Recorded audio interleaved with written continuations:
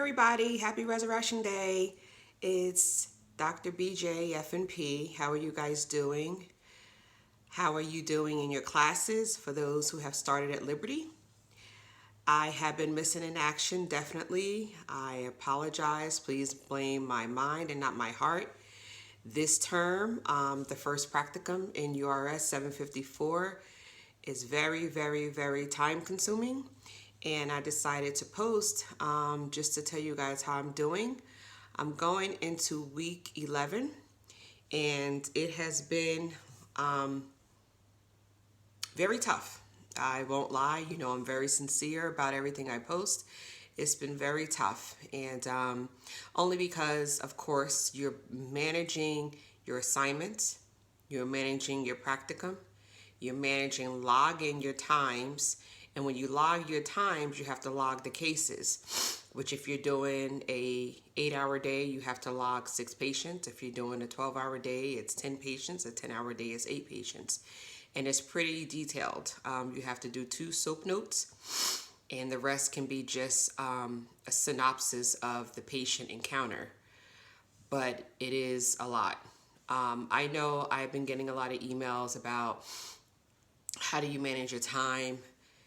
You just have to do it.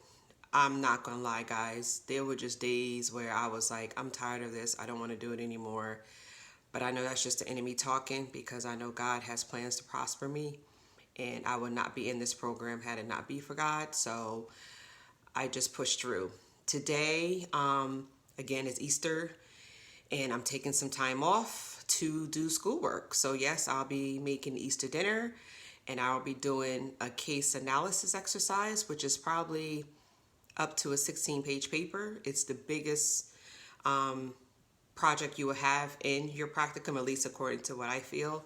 So I'm just going to go through it a little bit of what I've had to encounter week to week. So practicum objectives. You cannot start practicum without the objectives being done. I didn't know that. So objectives are approved in week 2. When you set up your schedule to present to your practicum instructor, I included practicum hours in week 1 and 2. Little did I know I couldn't begin until it was approved. So basically, my practicum couldn't start till week 3. So what that encounter was, basically now I had to take all them practicum hours I planned to do in week 1 and 2 and throw them in the back end of my practicum, which that's 2 weeks. That's a lot when you have only 16 weeks to work with. So then I was only down to 14 weeks trying to squeeze everything in. So just rearrange the schedule a little bit with the practicum preceptors. They were understanding and not a problem. Another thing, please get on your preceptors as soon as possible. Yes, Liberty does provide a list in your area, but there are not that many people, and some people are booked up where they're not doing anything because of COVID and COVID restrictions. So, and my advice is try not to do a big system, like a big, huge hospital system, because everything has to go to the legal department if you can help it, unless you work there and you have clout or something. But I found that the little guys that own their own practice or a smaller agency is much more easier to deal with. Again, utilize all options. I'm just saying what I experienced. A big institution can take weeks to get those agreements signed. So basically you have practical logs that you have to log your time every week. Then you have to do the case logs. The hours you log, 8 hours, it has to be full with those 6 patients. You have to do 2 SOAP notes each week. And then for the whole term, you have to do 2 comprehensive assessments. We had to do WebEx class presentations. So there's, I think, 4 or 5 of them.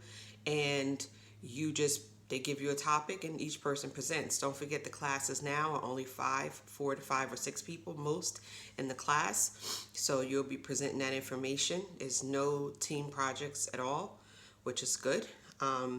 You have to do shadow health assignments, which is basically like an avatar-based assignment. You speaking to a patient and you get graded on it. You're speaking to a patient through the computer. And you have to get Typhone is what you have to sign up for, to upload your schedule, to upload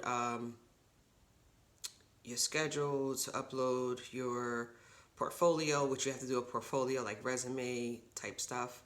And everything that you get signed by your preceptor has to be uploaded. We have to do standardized patient experience, which is something that they give us to do, but the case analysis is what I have to do today. I'm not looking forward to it. Yes, I'm a procrastinator. I admit I'm a big procrastinator, but I know today will be a late day for me because I want to spend it with my family, but also while I'm at the table, preparing everything, I'm going to be sitting, I'm going to be typing up this project because yes, I waited to the last minute, but it was a crazy week, so it is what it is. I normally try to get ahead, but sometimes life just catches up with you. Other than that, the information and the readings are not that bad. You have a lot of videos you have to watch and do an attestation to that. Is it doable? It's absolutely doable. But again, the clinical hours, you have to do 224. By week 8, they wanted us to be halfway through. Thank God I was. Some students weren't, and the preceptor was concerned, and she wanted, them to submit a plan, how they plan to get all these hours in by week 16, because grades go in, and remember, when grades go in, the weekends don't count. Everything ends on that Friday.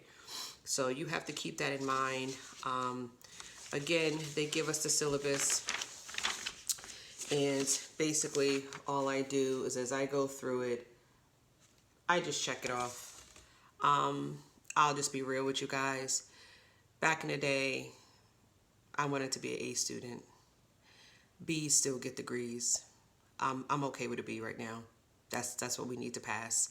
I do the work. A lot of the work I know, it is self-directed learning. I don't care where you go. I have friends that go to Wilkes. I have friends that go to other in-person brick and mortar schools. They also have to find preceptors, okay? And we're all at the point where we're like, look, just get the paper done, do the rubric as best as you can. I'm not looking for perfection anymore. I'm just doing to just let them know I will be a safe provider and I know the work. We have families, we have lives. I even have death. My grandfather died from COVID a couple weeks ago. And, there's a lot that we have to deal with as providers, and we have to keep pressing forward and supporting our families the best way we can. Mental health is real. We are going to be needed. We're needed now. There's a lot of mental health going on in this world, and psych NPs are needed. And all I can say is absorb as best as you can. I'm the type of person, I know I'm going to learn a lot more when I prepare for boards, because let's keep it real. We're studying, pass the test. Study, pass the test. Sometimes you don't even really get to enjoy absorbing the knowledge because you want to pass the exam. But I'm telling you guys, I got 3 weeks to go, and I'll be done, God willing, with my first practicum. And then we get a 2-week break, and then it's on to the final practicum with peds. It's doable, but time management is key, and I will continue to say that. Time management is key, and try not to be a procrastinator. Sometimes it happens, but you really, really, really just need to just manage your schedule. I look at the syllabus, I tell everybody, it can be overwhelming if you look at it in totality. Take it week by week, assignment by assignment. When I do it that way, I'm not stressed out.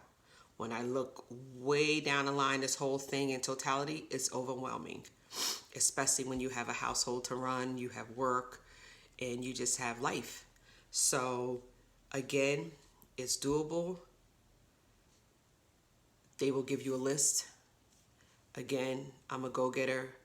I looked at friends that were already working in the field who would be able to help me find connections, and that's the best way to do.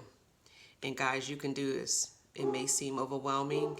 It may seem like you're never going to get through it, but you can. But if you don't begin, you can't win. If you don't start, you can't win. So again, 2 years, 3 years is going to pass you either way. You might as well be in it.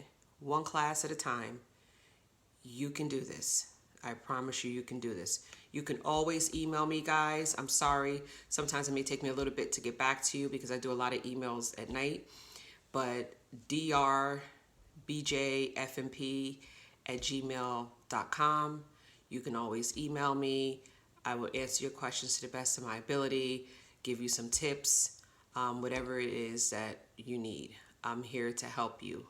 Again, I don't get paid for this. I do this out of the kindness of my heart because I wish I had someone that was ahead of me giving me the kind of information I'm giving you. So, guys, please enjoy your family. Enjoy your Easter. I will post soon. I promise you. In the meantime, be blessed. Take care.